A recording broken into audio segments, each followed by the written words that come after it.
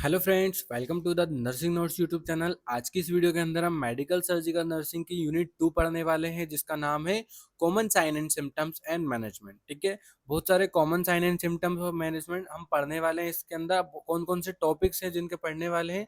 तो सबसे पहले फ्लूइड एंड इलेक्ट्रोलाइट इम्बैलेंस। अगर फ्लूइड एंड इलेक्ट्रोलाइट इम्बैलेंस हो गया तो क्या क्या साइन एंड सिम्टम हो सकते हैं और क्या क्या हम मैनेजमेंट कर सकते हैं। ठीक है, देन सेकेंड है वॉमिटिंग, थर्ड है dyspnoea and cough respiratory obstruction, fourth है फीवर, फिफ्थ है सोक एंड सिक्स्थ है अनकॉन्शियस साइनकोप। ठीक है, सेवंथ है पेन, एट्थ है incontinence, ninth oedema and tenth age related problems like geriatric. ठीक है, तो हम सबसे पहले फ्लूइड एंड इलेक्ट्रोलाइट इम्बैलेंस देख लेते हैं क्या होता है। तो सबसे पहले फ्लूइड एंड इलेक्ट्रोलाइट इम्बैलेंस। ठीक है, तो disturbance in the body of the fluid, जिसको वाटर बोलते हैं, and electrolyte sodium potassium calcium. ठीक है, हमारी बॉडी के अंदर जब जब बॉडी का जो फ्लूइड होता है और साथ ही साथ जो इलेक्ट्रोलाइट्स होते हैं ना, वो इम्बैलेंस हो जाते हैं, डिस्टर्बेंस हो जाते हैं। तो उस कंडीशन को क्या बोलते हैं? इलेक्ट्रोलाइट इम्बैलेंस बोलते हैं। ठीक है, तो इस टाइम में कौन कौन सा कॉज होता है जिसके कारण हो सकते हैं। तो पहला हो गया वॉमिटिंग के कारण हो सकता है, सेकंड डायरिया के कारण हो सकता है, एक्सेसिव स्वेटिंग, अगर ज़्यादा पसीना आ रहा है तो उसके कारण, बर्न, अगर आपकी बॉडी जल गई है कहीं से तो उसके कारण, किडनी फेलियर के कारण, यूज़ ऑफ डायरेटिक्स, अगर आप डायरेटिक्स ड्रग्स ले रहे हो तो उसके कारण भी आपको फ्लूइड एंड इलेक्ट्रोलाइट इम्बैलेंस हो सकता है। डिहाइड्रेशन के कारण, इनएडुकेट फ्लूइड इंटेक, अगर आप फ्लूइड इंटेक कम ले रहे हो और फ्लूइड आउट ज़्यादा हो रहा है आपका, तो उस कंडीशन में भी आपको क्या हो सकता है? फ्लूइड एंड इलेक्ट्रोलाइट इम्बैलेंस हो सकता है। देन एक्सेसिव आई फ्लूइड। ठीक है, एक्सेसिव आई फ्लूइड के कारण भी हो सकता है। देन साइन एंड सिम्टम्स क्या क्या हो सकते हैं। तो सबसे पहले टायर्स हो सकता है। ठीक है, थियर थीस्ट हो सकता है। थर्स्ट भी बोलते हैं इसको, थर्स्ट थर्स्ट मतलब प्यास होना है। ठीक है, अगर आपको प्यास लगी है, आप पानी नहीं पी रहे हो, तो फिर उसके कारण भी आपको बॉडी इलेक्ट्रोलाइट इम्बैलेंस हो सकता है। Dry skin and mucous membrane. ठीक है, ड्राई स्किन है और म्यूकस मेम्ब्रेन के कारण भी एडिमा एंड डिहाइड्रेशन, ये भी एक साइन एंड सिम्टम हो सकता है। और मसल्स क्रैम्प एंड ट्विचिंग। ठीक है, ये भी एक साइन एंड सिम्टम हो सकता है। वीकनेस, डिजीनेस भी हो सकता है। कंफ्यूजन होने के चांस, कंफ्यूजन में भी हो सकता है। Dizziness in severe cases. ठीक है, sorry, seizure in severe cases, seizure भी हो, सीजर के कारण भी आप, मतलब ये साइन एंड सिम्टम देखने को मिल सकता है आपको अगर आपकी बॉडी के अंदर इलेक्ट्रोलाइट इम्बैलेंस है। ठीक है, डिक्रीज यूरिन आउटपुट। ठीक है, अगर आप पानी नहीं पियोगे तो उसके कारण भी डिक्रीज आउटपुट, यूरिन का आउटपुट डिक्रीज हो जाएगा, तो ये भी एक साइन एंड सिम्टम है। देन लास्ट है इरेगुलर हार्ट रेट। ठीक है, आपकी हार्ट रेट इरेगुलर हो सकती है। अब देन मैनेजमेंट देख लेते हैं, मैनेजमेंट क्या क्या हो सकता है हमारा। तो identity identify and treat the underlying cause. ठीक है, आइडेंटिफाई करना है कि कैसे आपको कम हो रहा है, आपका जो फ्लूइड एंड इलेक्ट्रोलाइट इम्बैलेंस हो रहा है बॉडी के अंदर, फ्लूइड की कमी कैसे हो रही है, वो आइडेंटिफाई करना है, उसको ट्रीट करना है। ठीक है, रिप्लेस फ्लूइड ओरल और आईवी। ठीक है, आपको मैनेजमेंट में रिप्लेस फ्लूइड लाइक आपको एनएस की बोतल या फिर जो भी आपकी बॉडी में सूटेबल है वो आप लगवा सकते हैं, डॉक्टर आपको लगा देंगे। ठीक है, अगर आपको डायबिटीज है तो फिर वो दूसरी बोतल लगती है, दूसरी आईवी सेट लगती है। तो आप ओरल से भी, जैसे ओआरएस हो गया, उसके उससे भी आप मैनेजमेंट कर सकते हो आपकी डिहाइड्रेशन का और फ्लूइड एंड इलेक्ट्रोलाइट इम्बैलेंस का। ठीक है, इलेक्ट्रोलाइट करेक्शन। ठीक है, सोडियम, पोटेशियम, कैल्शियम और मैग्नीशियम का आप ले सकते हो supplements. Monitor vital signs and input output chart. ठीक है, ये मैनेजमेंट के अंदर हो गया। Check serum electrolyte level. ठीक है, सीरम इलेक्ट्रोलाइट लेवल चेक करते रहना। Provide oral dehydration salt and then IV fluid like normal saline. ठीक है, और रिंगर लेक्टेड, रिंगर लेक्टेड मतलब आरएल होता है और नॉर्मल सलाइन मतलब एनएस होता है। ठीक है, तो प्रोवाइड क्या कर सकते हो आप? ओरल रिहाइड्रेशन सॉल्यूशन सॉल्ट, जिसको ओआरएस भी बोलते हैं। ठीक है, तो आप ये इससे मैनेजमेंट कर सकते हो। Then nursing responsibility, nursing responsibility क्या क्या हो सकती है। Monitor daily weight. ठीक है, वेट डेली चेक करते रहना है पेशेंट का। Record fluid intake and output. ठीक है, एजुकेट पेशेंट ऑन हाइड्रेशन। ठीक है, पेशेंट को एजुकेट करना है कि आप हाइड्रेट कैसे रह सकते हो, लाइक आपको पानी कितना पीना है। ठीक है, आपको कौन कौन सी चीजें ऐसी खाना है जिससे आप हाइड्रेट रह सको, ऐसा पेशेंट को एजुकेट करना है। एडमिनिस्टर प्रिस्क्राइब आईवी फ्लूइड और इलेक्ट्रोलाइट्स, ठीक है, एडमिनिस्ट्रेशन करना है उसका। अगर आप वो डॉक्टर ने आईवी फ्लूइड अगर दी है या इलेक्ट्रोलाइट्स के कोई पैकेट्स दिए हैं, सैचेट दिए हैं, तो वो एडमिनिस्ट्रेशन करना है, उसको देना है। Observe for sign of over hydration और डिहाइड्रेशन, ठीक है, ऑब्जर्व करते रहना है कि पानी ज्यादा, मतलब जैसे अपन ने एनएस की बोतल लगाई तो वो ज्यादा तो नहीं जा रही है पेशेंट के अंदर, नहीं तो पता चल रहा है 2 घंटे के अंदर में 2 बोतल लगा दी, तो ऐसा नहीं चलने वाला, ठीक है। ऑब्जर्व करते रहना है कि सही में लग भी रही है प्रॉपर, या पेशेंट को हमने ओआरएस का घोल दिया, पिया भी है कि नहीं पिया है, ऐसा अगर पेशेंट को अच्छा ना लगे तो नहीं पीता है पेशेंट, तो पिलाना है, तो वो सब चीज ऑब्जर्व करना है, ठीक है। तो फर्स्ट हमारा खत्म हो गया, देन सेकंड हो गया हमारा वॉमिटिंग, ठीक है। तो डेफिनेशन देख लेते हैं। The forceful expulsion of stomach content through the mouth, ठीक है, जब हमारी बॉडी के जो माउथ होता है, माउथ पार्ट होता है, उससे बाहर निकलना, या फिर फोर्सफुल एक्सपल्शन होना, मतलब बाहर की तरफ एकदम से निकलना स्टमक से, कुछ भी चीज लाइक हमने कोई खाना खाया या फिर कोई सी ऐसा फूड खाया जो एकदम से बाहर निकल रहा है, तो उस कंडीशन को वॉमिटिंग बोलते हैं। कोस कैसे कोज होता है वॉमिटिंग? जीआई इन्फेक्शन, अगर आपको गेस्ट्रोइंटेस्टाइनल कोई इन्फेक्शन है तो उसके कारण। प्रेगनेंसी में आप कुछ भी खाते हो तो उसका कारण भी हो सकता है। मेडिकेशन एग्जांपल कीमोथेरेपी, अगर कीमोथेरेपी वाली कोई मेडिकेशन खा रहे हो जैसे इमिटिक्स हो गया, तो उसके कारण भी आपको वॉमिटिंग हो सकती है। मोशन सिकनेस के कारण भी हो सकती है। ब्रेन इंजरी हुई है तो क्या होता है कि जो आपका सीएनएस होता है, सेंट्रल नर्वस सिस्टम, ठीक है, वो एबनॉर्मल हो जाता है, उस कंडीशन में आपको वॉमिटिंग हो सकती है। और गेस्ट्राइटिस और अल्सर्स, ठीक है, गेस्ट्राइटिस जब गैस्ट्रिक होता है उसमें गेस्ट्राइटिस होता है, मतलब आईटीआईएस मतलब तो इन्फ्लामेशन होता है, तो गैस्ट्रिक जो होता है ना उसमें इन्फ्लामेशन हो जाना, तो उसके कारण भी, अल्सर्स के कारण भी कभी कभी वॉमिटिंग होने के चांसेस होते हैं। देन साइन एंड सिम्टम क्या क्या?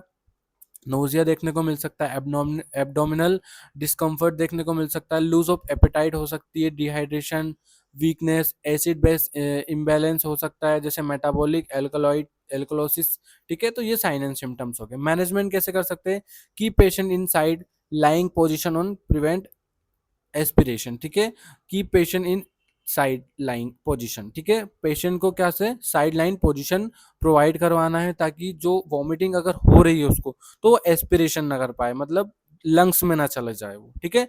एडमिनिस्ट्रेशन एंटीइमिटिक्स लाइक ऑन्डेस्ट्रोन मेटाक्लोप्रोमाइड, ठीक है, मैनेजमेंट के अंदर एंटीइमिटिक्स देना है आपको, जैसे ऑन्डेस्ट्रोन हो गया और मेटाक्लोप्रोमाइड हो गया। Encourage rest and hydrate ORS और आईवी फ्लूइड्स, ठीक है, इनकरेज करना है, क्या करना है, रेस्ट करवाना है पेशेंट को और हाइड्रेशन प्रोवाइड करवाना है, जैसे ओआरएस का घोल हो गया और आईवी फ्लूइड्स हो गई। Bland diet after vomiting stop, ठीक है, ब्लेंड डाइट देना है। और identify and treat the cause, ठीक है, आइडेंटिफाई करना है कि कैसे वॉमिटिंग हो रही हो और ट्रीटमेंट करना है उसका कि कैसे हो रही है, ठीक है। देन नर्सिंग रिस्पॉन्सिबिलिटी क्या क्या हो सकती है इस कंडीशन में? मेंटेन क्लीन इन्वायरमेंट, ठीक है, इन्वायरमेंटल को क्लीन करके रखना है। Monitor frequently and characteristics of vomiting, कितने टाइप्स की कैसी वॉमिटिंग हो रही है मेंटेन करना है, मॉनिटर करना है, ठीक है। Then oral care after vomiting, oral care देना है, मतलब माउथ अच्छे से क्लीन करवाना है पेशेंट का, ओरल केयर देना है टोटली, ये बात, ठीक है। Educate patient on avoiding triggers, ठीक है, एजुकेट करना है पेशेंट को कि आपको वॉमिटिंग क्यों हो रही है, ठीक है, किस पर्पज से आपने क्या खाया था, तो उसको दोबारा ना खाओ, उसको एजुकेट करना है। Document episodes and response to treatment, ठीक है, डॉक्यूमेंटेशन करना है कि कौन सा मेडिकेशन आपने दिया है पेशेंट को, क्या पेशेंट की कंडीशन है, सब कुछ रिपोर्ट करना है डॉक्टर्स को, और साथ ही साथ क्या करना है, ट्रीटमेंट हो रहा है कि नहीं हो रहा है उसका, ठीक है। तो ये भी इसके ऊपर रिस्पॉन्स करते रहना है आपको, ये नर्सिंग रिस्पॉन्सिबिलिटी के अंदर आ गया। देन डिस्निया कफ रेस्पिरेटरी ऑब्स्ट्रक्शन देख लेते हैं क्या होता है। तो डेफिनेशन है, डिस्निया मतलब डिफिकल्टी इन ब्रीथिंग, ठीक है, आपको सांस लेने में जब प्रॉब्लम होती है तो उस कंडीशन को डिस्निया बोलते हैं। रेस्पिरेटरी ऑब्स्ट्रक्शन पोर्ट पार्शियली और कंप्लीट ब्लॉकेज ऑफ एयरवे, ठीक है, रिस्पायरेटरी ऑब्स्ट्रक्शन मतलब होता है आपका डायरेक्टली और इनडायरेक्टली, मतलब एयरवे जो होती है ना, जैसे एयरवे कौन सी, अपना ब्रोंक्यूल्स हो गया, ठीक है, हमारी रिस्पायरेटरी जो लंग्स होते हैं उसके अंदर ब्रोंक्यूल्स हो गया या एयरवे हो गई, ठीक है, तो टोटली ब्लॉक हो जाती है वहां पे, मतलब थोड़ा बहुत खुली रहती है लेकिन ब्लॉकेज हो जाती है, तो उस कंडीशन को रेस्पिरेटरी ऑब्स्ट्रक्शन बोलते हैं। कोजेस कौन कौन से हो सकते हैं? कोजेस देख लेते हैं हम भाई। अस्थमा के कारण, COPD chronic obstructive pulmonary disease जो होती है उसके कारण हो सकता है।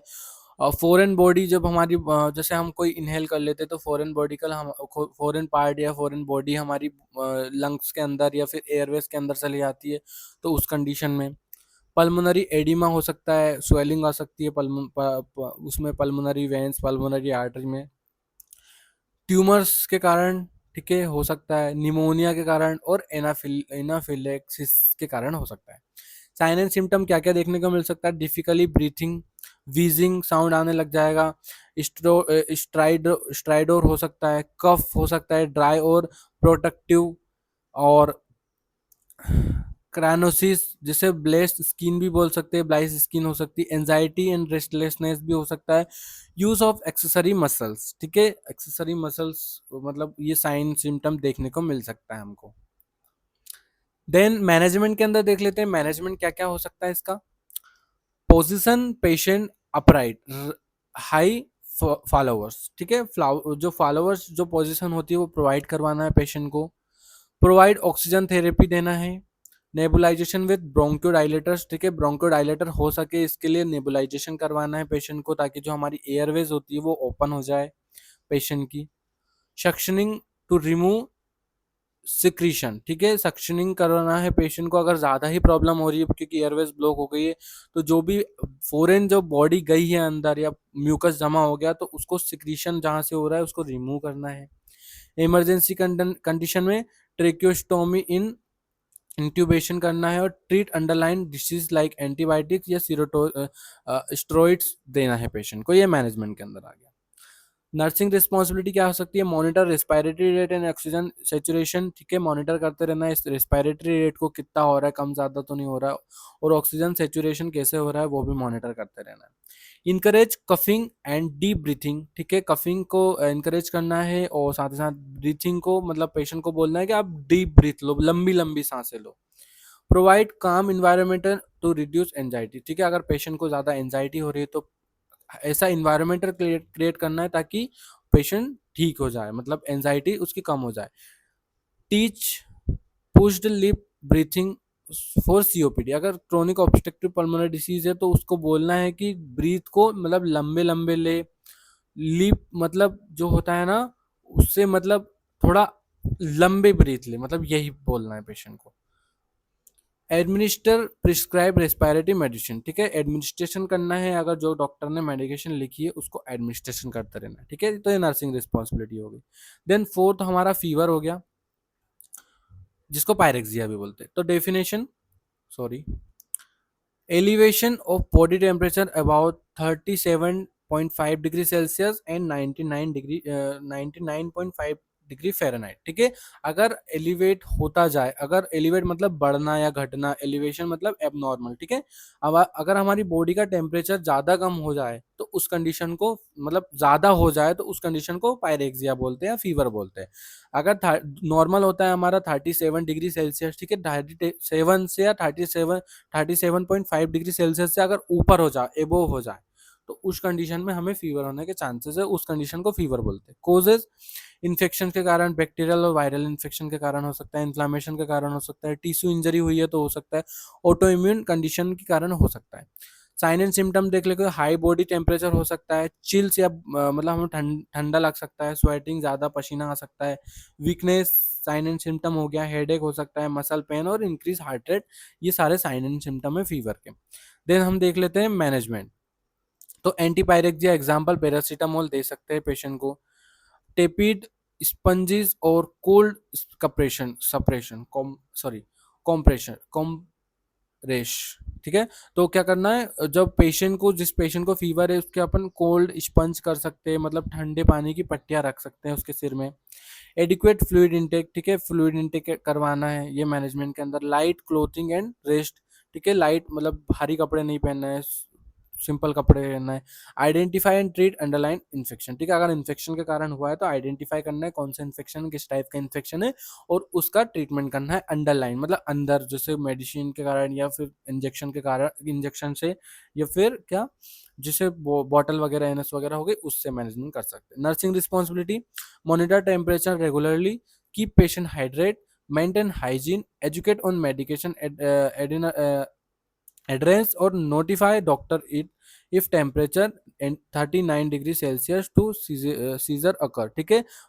अगर पेशेंट का टेम्परेचर 39 डिग्री सेल्सियस से ज़्यादा हो गया तो डॉक्टर को नोटिफाई करना है, मतलब डॉक्टर को बताना है, क्योंकि इस कंडीशन में सीजर हो सकती है, ठीक है। तो ये नर्सिंग रिस्पॉन्सिबिलिटी हो गई। देन फिफ्थ हम देख लेते हैं, हमारा लास्ट है इस वीडियो का, मतलब फिफ्थ देख लेते हैं, definition life threatening condition, sorry shock, ठीक है। डेफिनेशन देख लेते हैं शॉक की, life threatening condition where blood circulation inadequate to meet body need, ठीक है। ये क्या हो जाता है, बॉडी शॉक, ठीक है। शॉक ऐसी एक ऐसी कंडीशन होती है, शॉक एक ऐसी कंडीशन होती है जो लाइफ थ्रेटनिंग हो सकती है, ठीक है, थ्रेटनिंग हो सकती है, जिसमें क्या होता है, ब्लड सर्कुलेशन जो होता है इनएडिक्वेट हो जाता है, जैसे बॉडी को जितनी नीड होती है ना उतना सर्कुलेट नहीं हो पाता है। तो ये कौन कौन से टाइप होते हैं, हाइपोवोलेमिक जैसे ब्लड लॉस बोलते हैं, ब्लड लॉस के कारण शोक हो सकता है। कार्डियोजेनिक जैसे हार्ट फेल जैसे हो गया उसको तो उसके कारण हो सकता है, ये टाइप्स है, ठीक है। सेप्टिक जैसे इन्फेक्शन हो गया, ब्लड इन्फेक्शन, तो उसके कारण भी हो सकता है शोक। एनाफिलिटिक जैसे एलर्जिन, कोई सी भी एलर्जी है। और न्यूरोजेनिक स्पाइनल इंजरी, अगर स्पाइनल इंजरी है तो ये भी एक टाइप से होते हैं, 5 टाइप्स के होते हैं शोक, ठीक है। देन कोस किस किस के कारण कोस हो सकता है, ट्रॉमा और ब्लीडिंग, अगर ब्लीडिंग हो रही है जैसे मैंने बताया हाइपोवोलेमिक, ये फर्स्ट टाइप है शॉक का, तो इसके कारण भी हो सकता है, ठीक है। सीवियर डिहाइड्रेशन, अगर बहुत ज़्यादा आपको डिहाइड्रेशन हो गया तो उस कारण भी शॉक हो सकता है। हार्ट अटैक के कारण, ठीक है। देन इन्फेक्शन के कारण, और एलर्जिक रिएक्शन, एलर्जिक रिएक्शन अगर बॉडी के अंदर है तो उस कारण भी आपको हो सकता है shock. Sign and symptom, low blood pressure, ठीक है, लो ब्लड प्रेशर में हो सकता है। रैपिड वीक पल्स, ठीक है, वीक अगर आपकी पल्स वीक है तो उसके कारण हो सकता है। कोल्ड, ठंडाई के कारण, या क्लेमी स्किन, ठीक है, आपको जो स्किन है वो क्लैमी हुए उसके कारण ये साइन एंड सिम्टम दिख सकता है। पल्स एंड क्रेनियोटिक अप्रोचेस, ये भी एक साइन एंड सिम्टम दिख सकता है। कंफ्यूजन आपको हो सकती है, ठीक है। और लो यूरिन आउटपुट, अगर आपका यूरिन आउटपुट हो रहा है तो वो एक साइन एंड सिम्टम है आपको शोक होने के। मैनेजमेंट, ले पेशेंट फ्लैट, एलिवेट लेग्स, ठीक है, एलिवेट करना है लेग्स को और पेशेंट को फ्लैट लेटाना है। Provide oxygen, administration administration IV fluid और ब्लड, ठीक है, ब्लड और आईवी फ्लूइड को एडमिनिस्ट्रेशन करते रहना है। ड्रग्स जैसे वेसोप्रेशर्स हो गया और एंटीबायोटिक्स, अगर इन्फेक्शन के कारण हुआ है तो एंटीबायोटिक्स दे सकते हैं आप। Immediate CPR if cardiac arrest, अगर आपको उस पेशेंट को कार्डिक अरेस्ट हो गया है, हार्ट फेल हो गया है, तो उस कंडीशन में इमरजेंसी सीपीआर दे सकते हैं, उस पेशेंट को देना ही है, ये मैनेजमेंट के अंदर आ गया। देन नर्सिंग रिस्पॉन्सिबिलिटी कौन कौन सी हो सकती है, मॉनिटर वाइटल एवरी 5 से 15 मिनट, ठीक है, वाइटल साइंस चेक करते रहना है, क्योंकि पेशेंट बहुत इमरजेंसी कंडीशन में, क्योंकि शोक जो होता है ना, पेशेंट को शोक आना ब्लड की कमी के कारण ही होता है। Maintain IV line and fluid flow, ठीक है, मेंटेन करना है आईवी लाइंस, जो आईवी फ्लूइड चल रही है उसको, इंट्रावीनस फ्लूइड चल रही है उसको, फ्लूइड फ्लो क्या हो रहा है क्या नहीं हो रहा है, ठीक है। Prepare for emergency intubation if needed, अगर एकदम से पेशेंट को शोक के कारण हार्ट बीट बंद ही हो गई तो उस कंडीशन में आपको इमरजेंसी के लिए प्रिपेयर रहना है, ठीक है। प्रोवाइड इमरजेंसी सपोर्ट प्रोवाइड करना है पेशेंट को।